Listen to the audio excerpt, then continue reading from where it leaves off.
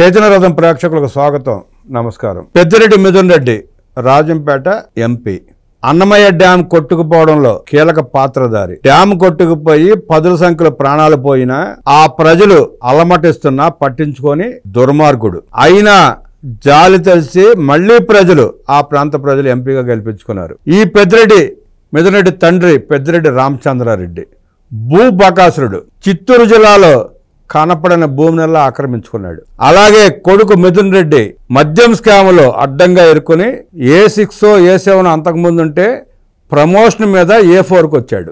మద్యం స్కామ్లో హవాలా కింగ్ మిథున్ రెడ్డి అని చెప్పి సిట్ పోలీసులు తేలుస్తున్నారు. రాజ్ కసిరెడ్డి మొదలుకొని ధనంజయ రెడ్డి, కృష్ణమోహన్ రెడ్డి తదితరులంతా ఎలా స్కామ్ చేయాలి, ఎలా అమలు చేయాలని చెప్పి స్కెచ్ గీసి ప్లాన్లు గీసి ఆ సంపదనంతా పోగు చేసి మిథున్ రెడ్డికి ఇస్తే ఆ మిథున్ రెడ్డి గోవిందప్ప ద్వారా, హవాలా ద్వారా ఇతర దేశాలకి, ఇతర సంస్థలకు పెట్టుబడులు మళ్లించడానికి కీలక పాత్ర పోషించిన వ్యక్తి మిథున్ రెడ్డి.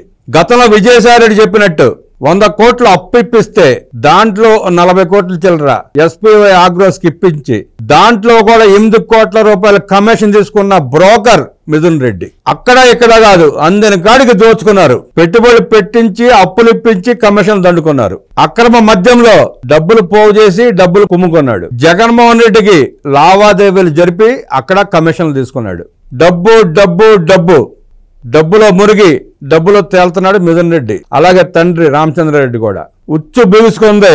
నగదంతా మిథున్ రెడ్డికి చేరింది. మిథున్ రెడ్డి ద్వారానే గోవిందప్ప ద్వారా బయటికి వెళ్ళాయి. ఈ వెళ్లే క్రమంలో ఆఖరి మజిలీ జగన్మోహన్ రెడ్డి కుటుంబంది. జగన్మోహన్ రెడ్డి కుటుంబం ఎక్కడ పెట్టుబడులు పెట్టమంటే అక్కడ పెట్టుబడులు పెట్టారు వీళ్ళందరూ కలిసి. ఏ దేశానికి తరలించమంటే ఆ దేశాన్ని తరలించారు. లక్షల కోట్ల రూపాయలు, సుమారుగా 1,50,000 కోట్ల రూపాయలు పైగా దోచుకున్నారు మద్యం ద్వారా. ప్రజల రక్తాన్ని పీల్చి పిప్పి చేసి వాళ్ళ శవాల మీద కూడా పేలాలు ఏరుకున్నారు జగన్మోహన్ రెడ్డి దండుపాలెం బ్యాచ్. ఒక మద్యం స్కామ్ లోనే 1,50,000 కోట్ల పైచులకు దోపిడీ చేశారంటే వీళ్ళ అరాచకాలకి, వీళ్ళ దోపిడీలకి లేదు అని తెలుస్తోంది సిట్. మిథున్ రెడ్డి పాత్ర ఏంటి, మిథున్ రెడ్డి కుటుంబ చరిత్ర ఏంటి, మిథున్ రెడ్డి దోపిడీ ఏంటి, మిథున్ రెడ్డి ప్రజలకు చేసిన సేవ ఏంటి, ఇవి తెలుసుకునే ప్రయత్నం చేద్దాం. ఆ పార్లమెంట్ నియోజకవర్గపు ఓటర్ గా మన ముందు ఉన్నాడు అశోక్ కుమార్ని అడిగి మరిన్ని వివరాలు తెలుసుకునే ప్రయత్నం చేద్దాం. నమస్తే అశోక్. నమస్తే సార్. ప్రమోషన్ మీద A4 అయ్యాడు మిథున్ రెడ్డి. ఆ దోపిడీ విధానం మీకు ఎట్లా అనిపిస్తా ఉంది? మీ రాయలసీమ ప్రజలు ఏమనుకుంటున్నారు? సార్, మీరు చెప్పిన ఇంట్రడక్షన్ లో అంటే ఇన్ఫర్మేటివ్గా చెప్పినా కూడా దాంట్లో కొన్ని పొరపాట్లు ఉన్నాయి సార్. ఎటువంటిదంటే ప్రజలు మళ్ళీ ఆదరించారన్నారు కదా. మీరు ఒక 7 నియోజకవర్గాలు ఇతను ఏదైతే పోటీ చేశాడో రాజంపేట కేంద్రంగా 7 నియోజకవర్గాలు, ఆ 7 నియోజకవర్గాల్లో రాజంపేటలో ఎమ్మెల్యేగా పోటీ చేసినటువంటి సుఖవాసి సుబ్రహ్మణ్యం కేవలం 5,000 ఓట్లతో ఓడిపోయినాడు. అంటే అక్కడ వైసీపీ గెలిచింది. అది కాకుండా పొంగనూరుకు సంబంధించి వాళ్ళ తండ్రి అయినటువంటి పెద్దిరెడ్డి రామచంద్రారెడ్డి గారు గెలిచారు. అవి తప్ప మిగిలినటువంటి కూటమి పార్టీలు హస్తగతం చేసుకున్నాయి ఎమ్మెల్యే ఎలక్షన్స్లో. కానీ అట్ ద సేమ్ టైం ఎంపీగా ఆయన ఎట్ట నెగ్గినాడంటే ప్రజాదరణ ఉందా అనేది ఒక పాయింట్. ఈ ప్రజాదరణ ఎట్టొచ్చింది?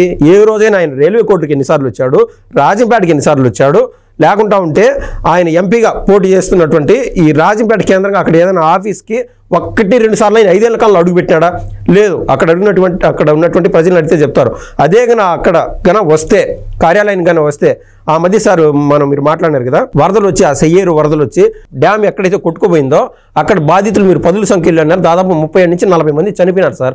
ఆ రోజు సాక్షాత్ సీఎం హోదాలో జగన్మోహన్ రెడ్డి గారు అక్కడికి పోతే ప్రజలు అడుగుతా ఉంటే మొహం చాటేసి వెళ్ళిపోయినాడు. అంటే ప్రజల్ని యథారాజే తథా ప్రజ అన్నట్టు జగన్మోహన్ రెడ్డి పట్టించుకోడు, అట్టాడిది మిథున్ రెడ్డి ఏం పట్టించుకుంటాడు. ఎక్కడ చెప్తానన్నది నేను ఏదని చెప్పండి. ఎమ్మెల్యేలు ఓడిపోయినా అక్కడ ఎంపీగా ఆయన ఎట్ట నెగ్గినాడంటే ఆకలి తేపులకి అరగని తేపులకి చాలా డిఫరెన్స్ ఉంటుంది. ఈ అరగని తేపులు ఏ విధంగా వస్తుంది? ఈ విధంగా మనం మాట్లాడుకున్నటువంటి ఈ మద్యం కుంభకోణం లాంటి వ్యవహారాల్లో వస్తా సార్. అది కానీ ఇసుకు కానీ తిరుపతి కేంద్రంగా ఒక టౌన్ ప్రాంతంలో, ఒక సిటీ ప్రాంతంలో తిరుపతి కేంద్రంగా వందలాది ఎకరాలు ఆయన దోచేశారంటే దీన్ని పట్టుకొని శాంపుల్స్ అయ్యి సార్. కొన్ని పంచాయతీలో టీడీపీ అనే అని ఉంటుంది, కొన్ని పంచాయతీలో వైసీపీ అని ఉంటుంది. డబ్బులు ఒక 2 కోట్లు అట్ట పరిస్తే ఏకదాటిగా రిగ్గింగ్ చేసుకోవచ్చు. వైసీపీకి ఓట్లు వేస్తారు టీడీపీ వాళ్ళు. వాస్తవంగా ఇది లేదా వైసీపీ ఉన్న చోట టీడీపీ వాళ్ళకి ఏదైనా శక్తి ఉండి 1-2 కోట్లుగా నా ఊరికి కానీ డబ్బులు ఇస్తే ఆటోమేటిక్గా వీళ్ళు సర్పంచ్ ఎలక్షన్స్లోనూ వాటిల్లోనూ వైసీపీ గుద్దేశారు ఓట్లు. ఇదంతా అందరికీ తెలిసిన విషయమే. ఇదంతా ఈ యొక్క మిథున్ రెడ్డి డబ్బులతో నడిపించి ఎంపీ అయినాడు. ఇక్కడ మనం మాట్లాడుకుంటున్నది ఏంటంటే ఈ మొత్తం A4 కావడానికి మిథున్ రెడ్డి అసలు ఒక ఉన్నత హోదాలో దేశంలో ఒక ఎంపీగా ఉన్నాడు రాజంపేట నుంచి వెళ్ళి. ఆయన ఈ యొక్క రొంపు రొచ్చులో ఎందుకు కూరుకున్నాడో అసలు ఆయన విషయం ఏందని మనం పరిశీలించి చూస్తే సార్, జగన్మోహన్ రెడ్డి గారికి అత్యంత సన్నిహితుడు. ఆ టర్మ్ అయిపోయింది, వాళ్ళ నాయన అయినటువంటి పెద్దిరెడ్డి రామచంద్రారెడ్డి గారు టర్మ్ అయిపోయింది. నెక్స్ట్ ఎపిసోడ్ ఎవరిదైనా ఉన్నదంటే మిథున్ రెడ్డిది, యువ నాయకుడు అంటారు కదా. సో జగన్మోహన్ రెడ్డి గారికి అత్యంత సన్నిహితంగా చేరినారు. దాంతోపాటు ఆయన చదువుకొని ఉన్నాడు కాబట్టి మొత్తం బాధ్యత నేను అప్పగించారు. స్కెచ్ చేసింది మొదలు సార్ IRTSలో పనిచేస్తా ఉన్నాడు వాసుదేవ్ రెడ్డి. ఆ వాసుదేవ్ రెడ్డిని తీసుకొచ్చి బెవరేజ్ కార్పొరేషన్ చైర్మన్ లిమిటెడ్గా చేశాడు ఈ మిథున్ రెడ్డి. వాళ్ళ ప్రభుత్వం 2019లోనే సార్ ఏది కూడా సరే 2021లో జరిగిందనో 2022లో జరిగిందనో మనం చెప్పం. జగన్మోహన్ రెడ్డి ధైర్యాన్ని నిజంగా మనం మెచ్చుకోవాల్సిందే సార్. 2019లో ప్రభుత్వం ఏర్పడింది, కొద్ది నెలల గ్యాప్లోనే ఈ అవినీతికి స్కెచ్ చేశారు. అప్పుడు మనం చూస్తే సార్ అక్టోబర్ 13న వాసుదేవ్ రెడ్డిని, అదేవిధంగా సత్యప్రసాద్, జగన్మోహన్ రెడ్డి ప్రెస్ మీట్ అన్నారు కదా సార్. పాపం సత్యప్రసాద్ ఎవరు, 10ల సంఖ్యలో ఉండే సెక్రటరీలో ఆయన ఒకడు. ఆయన ఎందుకు ఈ కేసుకి లింక్ చేస్తున్నారంటే కీలకంగా ఆధారాలు దొరుకుతాయి సీసీ కెమెరాతో సహా. ఎప్పుడు ఎక్కడ మిథున్ రెడ్డితో వీళ్ళు మీట్ అయినారని. వాసుదేవ్ రెడ్డి, సత్యప్రసాద్ రెడ్డి, మిథున్ రెడ్డి వీళ్ళు ముగ్గురు తిరుపతి కేంద్రంగా తిరుపతిలో మిథున్ రెడ్డి ఇంట్లోనే కలిశారు. అది ఫస్ట్ ఎపిసోడ్. తర్వాత వీళ్ళిద్దరికీ మొత్తం స్కెచ్ చేశాడు మిథున్ రెడ్డి. మళ్ళీ ఏమైంది, ఈ మిథున్ రెడ్డి, ఈ వాసుదేవ్ రెడ్డి, సత్యప్రసాద్ వీళ్ళందరూ హైదరాబాద్ కేంద్రంగా పోయి అక్కడ విజయసాయి రెడ్డి, అదేవిధంగా వీళ్ళు ముగ్గురు కలిసి వాళ్ళకు కొత్త ప్రముఖుడు ఎవరన్నా వచ్చారంటే రాజకేశ్ రెడ్డి, వీళ్ళందరూ కలిసి కూర్చొని ఎవరు ఏ దశలో ఏ విధంగా బిగ్ బాస్కు డబ్బులు అందించాలా, నెలకు 50 కోట్ల నుంచి 60 కోట్లు ఏ విధంగా లబ్ధి చేకూర్చాలా, అసలు డిస్టిలరీస్ అన్ని ఇది మనం అన్నాం కదా సార్, డిస్టిలరీస్ కీలక పాత్ర. ఎక్కువ డబ్బులు అంటే 150 నుంచి 600 రూపాయలు వరకు ఒక్క మద్యం కేసు పైన డబ్బులు మిగిలిచ్చారు. ఆ మిగిలిచ్చిన డబ్బులో దాదాపు 80% జగన్మోహన్ రెడ్డికి అందేట్టుకంటే ఈ బ్యాచ్ మొత్తం లైన్లో వెళ్ళిపోతుంది డబ్బు జగన్మోహన్ రెడ్డికి అంతది. ఈ డిస్టిలరీస్ని ఎప్పటి నుంచో పూర్వం నుంచి ఉన్నటువంటి డిస్టిలరీస్ బ్రాండెడ్ మద్యం అమ్మే వాళ్ళని ఎట్ట మన రాష్ట్రం నుంచి పంపివేయాలా అనేది హైదరాబాద్లో జరిగినటువంటి స్కెచ్. ఆ స్కెచ్లో ఏం చేశారు, అవినాష్ రెడ్డి ఈకి సంబంధించిన ఎవరైతే పిఏగా వ్యవహరించాడో ముఖ్య అనుచరుడు అనుకోండి, ఆయన హనుమంత్ రెడ్డి, ఆయన దగ్గర తుపాకీ, లైసెన్స్ తుపాకీ ఆయనకు అప్పగించి ఈ డిస్టిలరీ కోట్లు ఉండేవాళ్ళు సార్. వాళ్ళు కూడా ఇప్పుడు KVRకే తప్పల కాకినాడ సెజ్ విషయంలో, కాకినాడ పోర్టు విషయంలో. అటువంటిది డిస్టిలరీస్ వీళ్ళ దగ్గర అంత డబ్బులు ఉంటాయి, మహా అంటే 100 కోట్లు 150 కోట్లు ఉంటాయి. వాళ్ళని గన్నుపెట్టి బెదిరించారంటే ప్రభుత్వం మాది అన్నా కూడా వీళ్ళు ఆటోమేటిక్గా పరుగులు తీయాల్సిందే. సో మేము చెప్పే కమిషన్ కన్నా ఒప్పుకుంటే మీరు సంపాదించే దానిపైన కూడా ఇంకా 10% మీకు పెరుగుతుంది డబ్బులు. మిగిలిన డబ్బులంతా వారానికి ఒక్కసారి సార్ అంతా Mithun Reddy sketch, master mind Mithun Reddy sketch. ఈయన స్కెచ్ చేసి ఒప్పుకున్న డిస్టిలరీస్ అన్నింటినీ ఈ ప్రభుత్వం అధీనంలోకి తీసుకొని వాళ్ళే సరఫరా చేసేట్టు ఒప్పుకున్నారు. ఒప్పుకోను వంటి డిస్టిలరీస్ని తరిమేశారు. అది మొత్తం స్కెచ్ అంతా మిథున్ రెడ్డిది. ఇందాక అనుకున్నట్టు ప్రజలు ఎట్లా ఆదరించారని అంటే మీరు అభ్యంతరం వ్యక్తం చేశారు, బాగానే ఉంది. 5 ఏళ్ల జగన్ రెడ్డి పాలనలో అన్నమయ్య డ్యాం కొట్టుకుపోయి 40 కుటుంబాలు మృత్యువాత పడ్డాయి. ఆ భూములను ఇసుక మేటలు వేశాయి. వాళ్ళకి కాంపన్సేషన్ ఇచ్చిన పాపన పోలేదు, వాళ్ళని ఆదుకున్న పాపాన పోలా. అయినా కానీ మళ్ళీ ఆ ప్రజలు ఓట్లు వేశారంటే అన్న కోపంతో ఆ మాట అన్న నేను. అయినా ఎలా వేశారు మరి? ఇప్పుడు గుట్లగా అన్ని శవాలు ఎదురుగుండా కనపడతా ఉంటే ఓట్లు వేసిన మనుషులు కాదా? వాళ్ళకి ఆ చావులు కనపడలేదా? లేదా వాళ్ళ బాధలు వీళ్ళకి పట్టలేదా? వీళ్ళకి వచ్చే ఆ 2000 3000 కోసం ఎదుటివాడి ప్రాణం పోయినా పర్లేదని చెప్పి మళ్ళీ ఆ మిథున్ రెడ్డిని గెలిపించుకుని నెత్తిన శనేశ్వరుని కూర్చోబెట్టుకున్నారా అన్నది ప్రశ్న. ఓకే, మంచి ప్రశ్న సార్. ఇది నేను నా వయసు రీత్యా ఈ విషయం చెప్పినా అది అతికినట్టు ఉండొచ్చు కాక మీకు అనుభవం కొద్దీ మీకు తెలుసు. విషయం ఏంటంటే ఒక పంచాయతీ ఎలక్షన్ జరుగుతుందంటే, అంటే పంచాయతీలో పోలింగ్ బూత్ కాడికి ఓట్లు వేస్తున్నారంటే 2 కిలోమీటర్ల పరిధిలో రౌడీజం ఉంటుంది.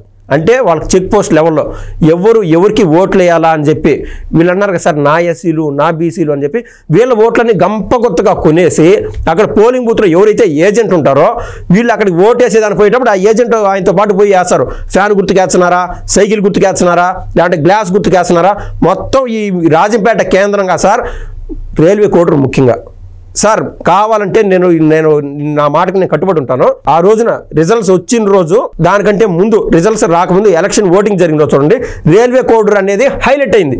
అంటే ఎందుకంటే ఆ రోజు గొడవలు జరిగినాయి విపరీతంగా, 13 చోట్ల తలాల బదులు కొట్టినంత పని చేశారు. ఎందుకు జరుగుతుంది? ఎలక్షన్ సాఫీగా జరిగితే ఇవన్నీ జరిగే పరిస్థితులు కాదు కదా. సో ఆ రోజున కేవలం మిథున్ రెడ్డి గారు చేసింది ఏంటంటే 50 లక్షలు ఒక పంచాయతీకి సంబంధించి 50 లక్షలు డబ్బు ఇచ్చి ఎమ్మెల్యే ఎలక్షన్ మీరు ఎవరికైనా వేయించుకోండి అబ్బా, ఈ డబ్బు టీడీపీ వాళ్ళకి అప్పచెప్పడం. ఎమ్మెల్యే ఎలక్షన్ మీకు ఆ ఏడు సైడే వేసుకోండి, కొరమట్ల శ్రీనివాసులు ఓడిపోయినా నాకు పని లేదు, నేను ఖచ్చితంగా గెలవడం అంటే గెలవాలా అని కొన్ని పంచాయతీలకు 50 లక్షలు చొప్పున ఇచ్చినాడు. ఆ డబ్బులన్నీ యాడ్ నుంచి వచ్చాయి. గతంలో ఆయన వ్యాపారంలో ఉన్నారు. రాజశేఖర రెడ్డి టైం నుంచి ఏదండి సార్ 1917లోనే మనం ఆ జీవో చూస్తే అర్థమవుతుంది. ఈ పెద్దిరెడ్డి రామచంద్రారెడ్డికి ఆ టైం నుంచే భూములు ఉన్నాయని. తర్వాత అంటే అటవీ శాఖ భూమిని తోసుకుంటా పోయి 104 ఎకరాల పైన లాక్కున్నారు. అంటే అప్పటి నుంచి డబ్బుల పరంగా వాళ్ళు దేహదారుఢ్యం గల వాళ్ళు, అంటే బలిపుష్టి గల వాళ్ళు. సో వాళ్ళు రౌడీజం చేసి గెలిచాడు ఖచ్చితంగా మిథున్ రెడ్డి. ఈసారి ప్రజలందరూ చైతన్యవంతులైనారు. పవన్ కళ్యాణ్ గారు, నారా లోకేష్ గారు మరింత యాక్టివ్ అయినారు, మరింత స్ట్రెంగ్గా ఉన్నారు. ఇటువంటి వాళ్ళు గెలిచే ఆస్కారమే లేదు. మనం బాలకృష్ణ సినిమా ఉండదు, ఒక సినిమా, దాంట్లో జగపతి బాబు విలను ఇదే ఎపిసోడ్ భయపెట్టి ఓట్లు వేయించుకొని గెలవాలని చూస్తారు.